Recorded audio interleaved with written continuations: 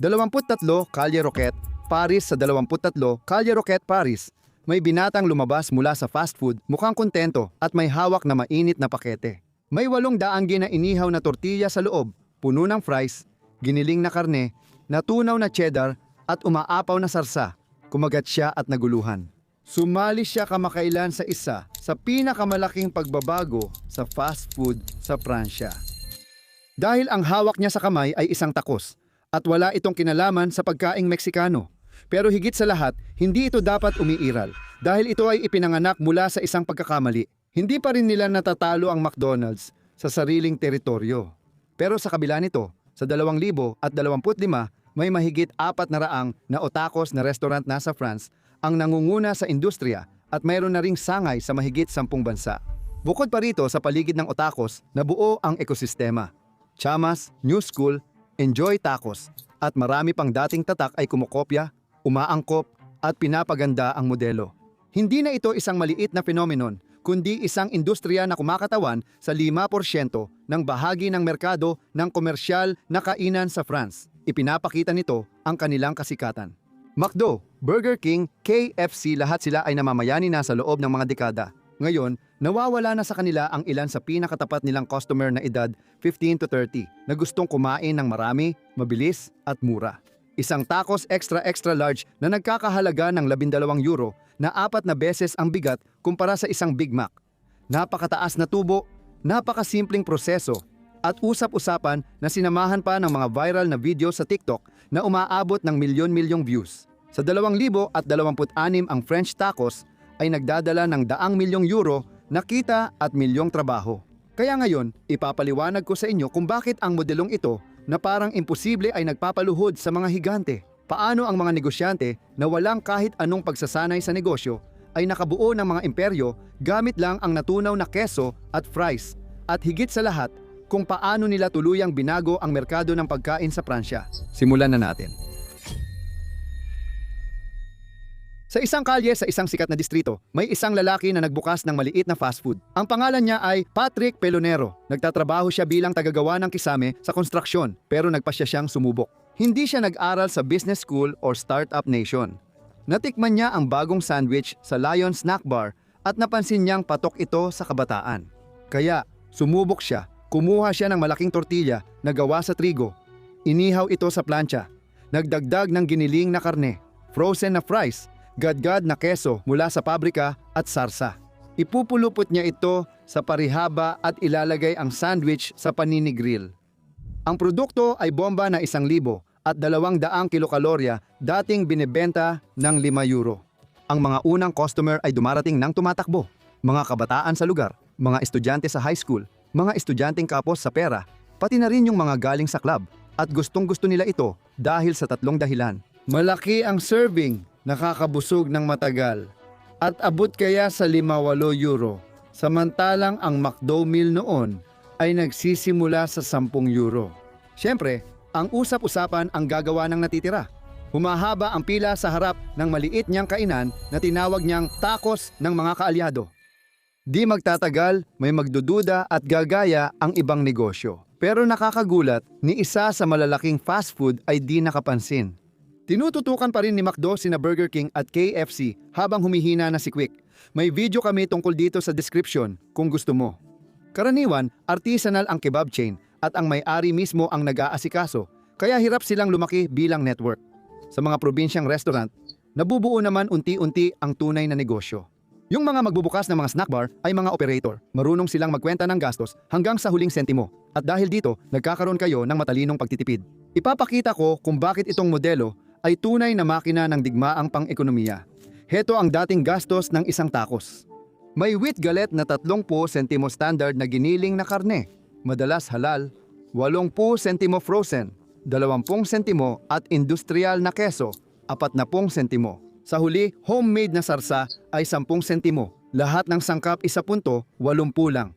Samantalang ang karaniwang presyo ay €7. Ang gross margin ay mga 75%, samantalang ang Big Mac ay 60 hanggang 65%. Ngunit hindi lang iyon. Kung saan ang McDo ay dapat sumunod sa mahigpit na kalidad at kontroladong supply chain. Mga premium na lokasyon sa gitna ng syudad na may napakataas na renta, mga team na matagal ang training at eksaktong mga proseso. Ang French tacos sa kabilang banda ay hindi na kailangan ng mga ito. Inilalagay ito sa labas ng syudad o commercial zone na mas mura ng 3 beses ang renta. Mag-hire sila ng walang karanasang tao, ilang araw lang tinuturuan, at gagamit ng discount supplier na pangkaraniwang kebab, tapos lalaki pa ang negosyo. Nagsimula kami na walang malaking budget sa marketing. Usap-usapan at social media lang.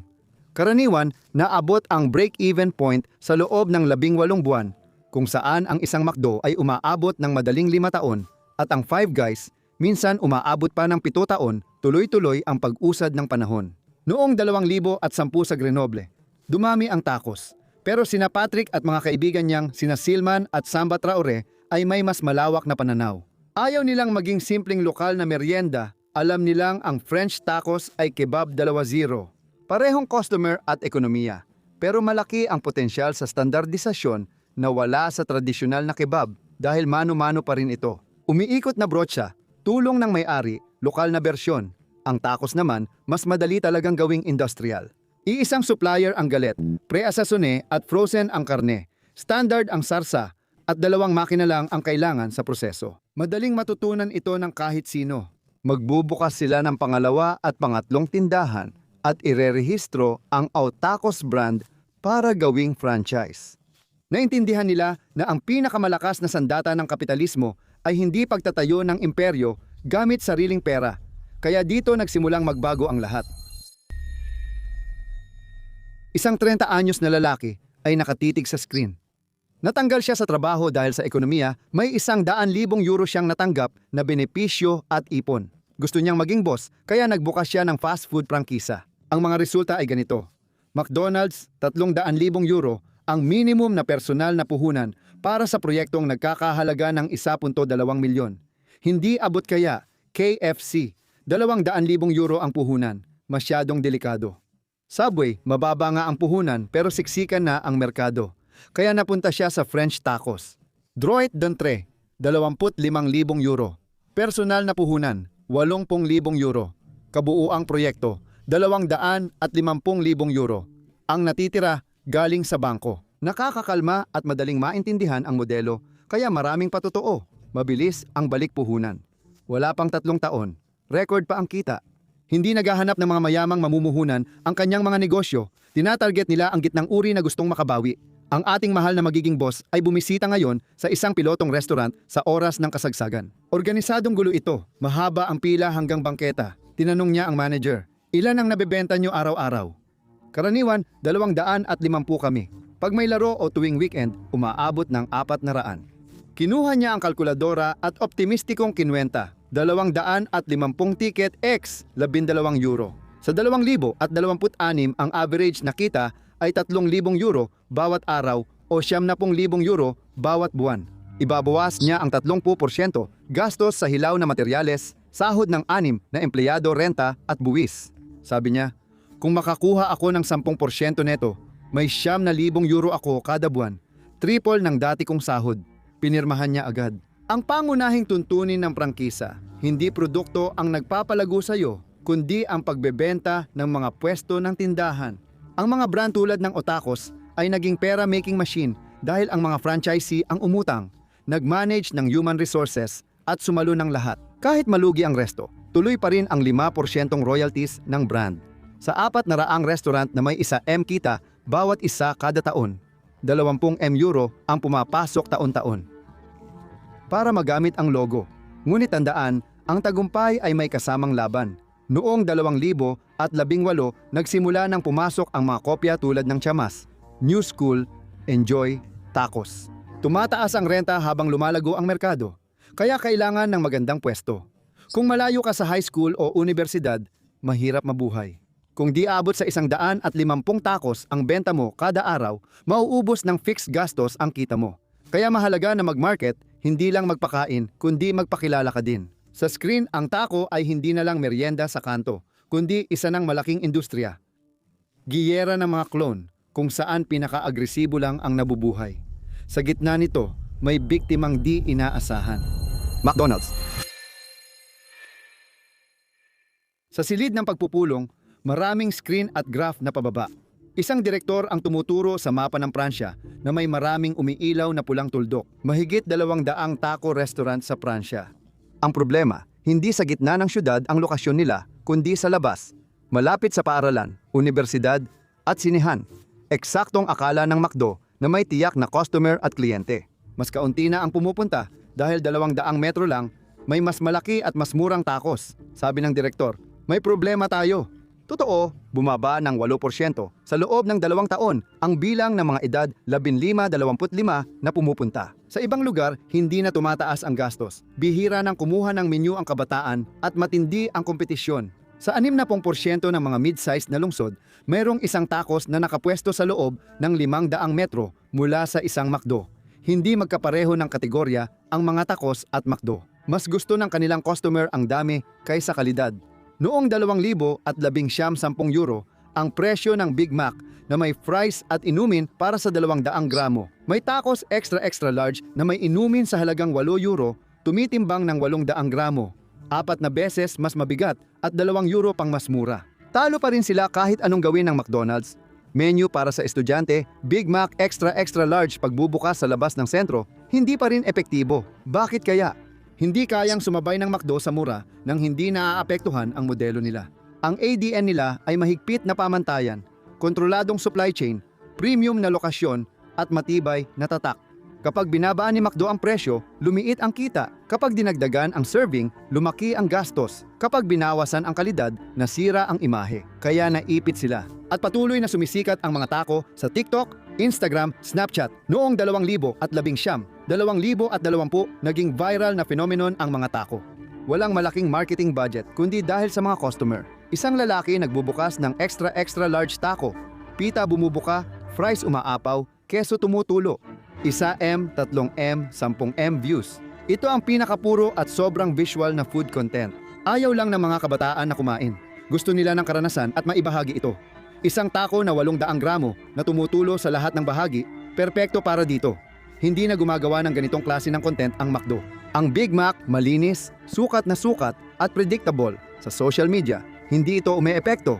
Mas gusto ng mga algorithm ang kaguluhan ng tumutulong sauce. Pagtatapos ng 2020, lumabas ang hatol.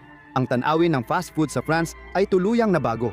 Ang French tacos ay hindi na lang basta phenomenon sa mga kanto, isa na itong lindol sa industriya. Sa wala pang 10 taon, nagtagumpay ang simpleng galet na may fries. Isang bagay na hindi nagawa ng mga American multinational kahit 3 dekada ng malalaking marketing budget. Tagumpay ang pagyanig sa burger hierarchy. Puno na ang sentro ng lungsod at kontrolado pati suburb. Ang French tacos ay naging isang institusyong kultural para sa henerasyon Z. Pero habang tila hindi matitinag ang imperyo, dumating ang 2021 at 2022. Biglang napunta ang industriya sa isang sangandaan na magbabago ng lahat. Kasama na dito ang pagsabog ng presyo ng mga pangunahing materyales. At dahil nag-aalala na ang publiko sa Nutri-Score ng matatamis na pagkaing ito, tapos na ang kasiyahan. Unang beses sinuri ng Association de Consommateurs CLCV ang mga tacos mula sa iba't ibang lugar. Noong 2022, tumaas ng higit 30% ang inflation sa mantika at manok. Dahilan para matamaan ang low-cost na modelo na nagpayaman noon sa mga negosyante. Alam ng tindahan na para mabuhay, dapat tigilan ang pag-eksperimento at maging higante. Nagsimula ang pagbabago noong 2018 nang kunin ng Charis Capital ang tacos. Ngayon, mas bumibilis pa ang lahat. Nagre-recruit sila ng mga bayarang manggagawa mula sa McDonald's, KFC o Domino's. Katapusan na ba ng Far West? Inaayos ng mga brand, tapos na ang basta-basta pagbubukas ng snack shop, may bigla ang audit, tumitindi ang pagkahilig sa kalinisan, at tinatawaran ang presyo sa supply chain sa antas ng Europa laban sa inflation. Nagiging sandata ang data at digital. Sa 2025, 35% ng order ay sa sariling app na dumadaan. Ang customer ng app ay gumagastos ng 15% higit at doon natatapos ang kasiyahan. Dati 80 pagbubukas bawat taon, ngayon 30 na lang, pero nasa premium na lokasyon. Hindi na kami magbubukas kahit saan. Pipiliin namin kung saan siguradong may kita base sa algorithm. Hahatiin ang merkado para makaligtas. Kasama sina Otakos at Chamas. Laging mas maraming fries at sauce. Sa premium, kasama sina New School at Tacos Avenue. Pinagpupustahan namin ang kalidad ng karne at disenyo para mapangatwiranan ang mahal na presyo. Pero pati na rin ang anino. Kasama ang mga dark kitchen, mga ghost kitchen na nakalaan lang para sa Uber Eats para mapababa ang renta. Pero ngayon, sino ang nanalo? Si McDonald's ay nananatiling walang kapantay na leader. Siyempre, sa bilyong kita at 500 restaurant, ang sektor ng tacos ay nananatili sa 650 hanggang 700 restaurant sa bansa. Lumampas na sa 450 milyong euro ang kita ng sektor at tumataas pa. Pero dulot ito ng pagtaas ng presyo kaysa sa dami ng bagong mga customer. Malinaw ang rasyo. 1 sa 3. Hindi natalo si McDo pero wala na siyang monopolyo sa kabataan. Dati, kung gusto mo ng mabilis at murang pagkain, si Gintong Arko lang.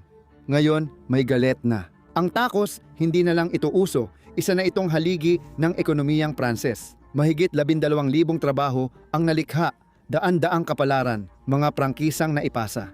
Ang nakakabaliw, lahat ng ito ay mula sa gilid ng Leon at bundok ng Grenoble, hindi sa Torre sa Chicago. Mga negosyanteng nagsimula ng walang diploma sa negosyo, pero may gintong patakaran na ibigay sa tao ang tunay nilang gusto. Ano ang natutunan natin sa kwentong ito? 2 aral sa negosyo. Una, huwag baliwalain ang segmentong hindi tinututukan ng McDo, Burger King, KFC. Pare-pareho lang kliyente nila, gitnang uri, pamilya, tagalungsod at may pambili. Pinabayaan nila ang mga estudyanteng kapos sa pera at mga lumalabas ng madaling araw na gustong kumain. Ang tacos ay bumuo ng imperyo sa segmentong ito. Sa negosyo, kadalasan ang pinakamalalaking oportunidad ay nasa mga hindi napapansing bahagi. Ang pangalawang aral, ang prangkisa ay maaaring ang pinakamabisang sandata para magpalaki ng negosyo. Walang kapital, wala namang milyon sa bangko ang tacos nung simula, ginamit nila ang pera ng iba. Nag-invest ng 100 at 50,000 euros bawat franchisee, sila ang nag-manage at sumugal. Habang ang brand naman ay kumikita sa royalties ng walang malaking puhunan. Tingnan natin kung tatagal sila sa mga darating na dekada. Ano sa tingin mo? Sa tingin mo ba ay magpapatuloy silang lumago o haharap sa malawakang pagsasara? Parang mga Chinese buffet na all you can eat na sumikat noong 2010 bago nagsara ang karamihan. Nakakaranas sila ng mga hindi inaasahang problema gaya sa video.